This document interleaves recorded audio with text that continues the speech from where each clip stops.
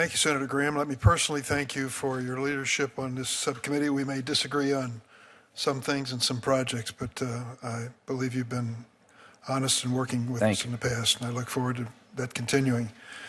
Mr. Secretary, it's good to see you. 99-0. That's a pretty good score coming out of the Senate.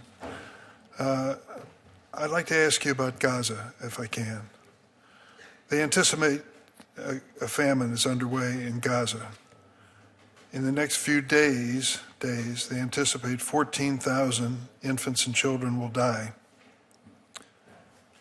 Israel has decided to change its policy to release baby food into Gaza.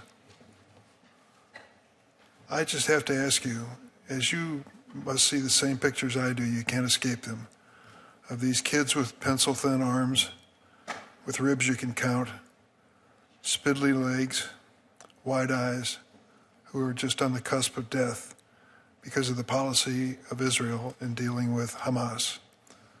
Now, let me make it clear for the record. I support Israel. I believe what happened October 7th was an act of terrorism, unforgivable act of terrorism, and they have a right to defend themselves, period. Number two, I believe Hamas is a terrorist organization. I do not believe that every Palestinian in Gaza territory is a member of Hamas or sympathetic with that band of terrorists, but many of them are. So today, 3 countries, France, United Kingdom, and Canada, made a statement which I'd like to summarize. You probably know this already.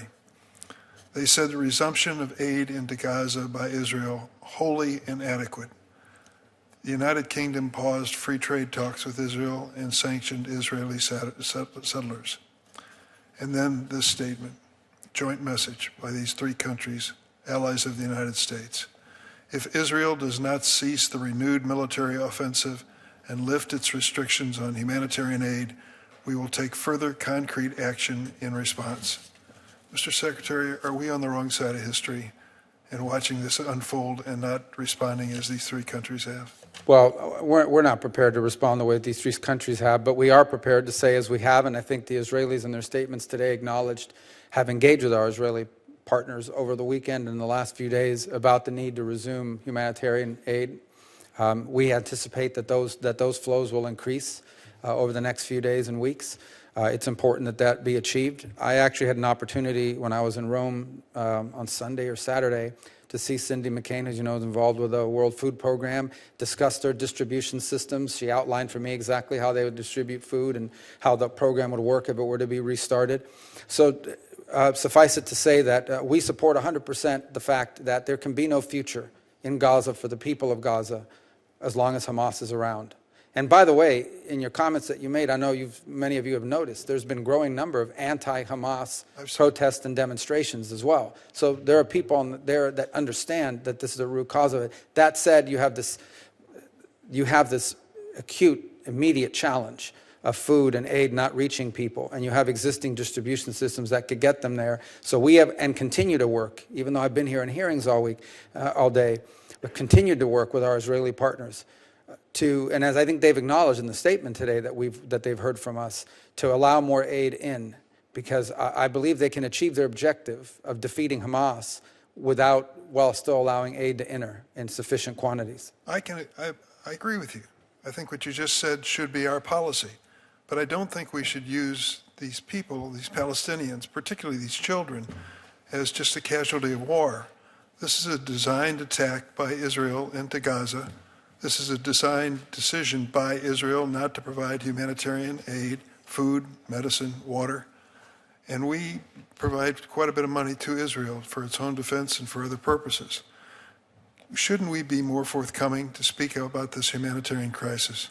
Yeah, I think there's 2 things that Israel has expressed, and I don't want to speak for them because they speak for often on this topic. The first is their complaints that humanitarian aid is often stolen and siphoned off by Hamas elements. Well, it has. There's no doubt that there has happened. That said, the question is whether it has to be.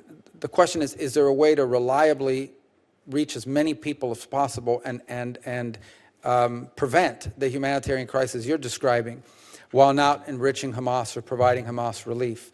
And we believe there is a way to do it. And we want to be supportive of that way to do it. And we've encouraged them to do it in that way, and we think we've made progress. Did you ask Cindy McCain whether Hamas was diverting food supplies from the people in Gaza? We didn't discuss that. We talked mostly about, I wanted to get a description of what the distribution points look like. How can you get assistance to the most number of people as quickly as possible in an orderly way based on where they live and where they are in different parts of Gaza? Is this an emergency humanitarian situation in your view?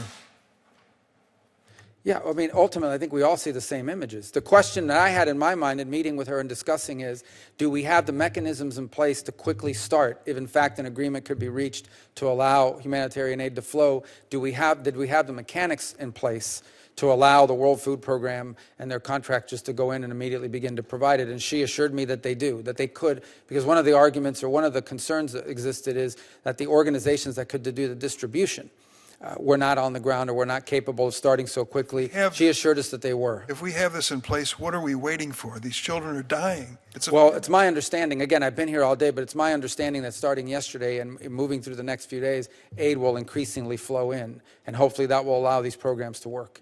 I certainly hope so too. Thank you, Mr. Secretary.